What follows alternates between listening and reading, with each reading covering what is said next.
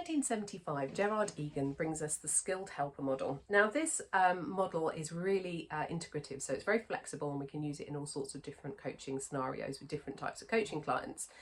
The idea is that we're going to have our coaching conversation in 3 parts. Now that might be across different sessions, but it could also be in the same session. But we're going to go through 3 stages in the conversation with the client.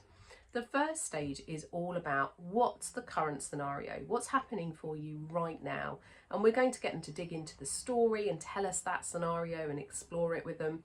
They're going to share a little bit about the perspective that they're taking, and we might be thinking a little bit about what alternative perspectives might be available to us.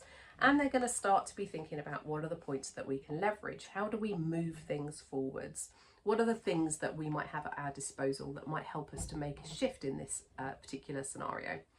Stage 2 is all about the ideal scenario. What would you prefer to be happening? How would you like things to be? And we're going to dig into what's the possibility. Are there alternatives there? Are there more than one? How do we know what the ideal scenario would be for you?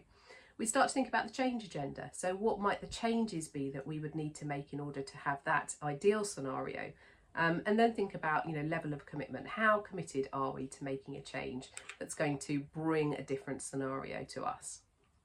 Stage 3 is about identifying the way forward. How are we going to make those changes a thing in our life so that we reach a different scenario?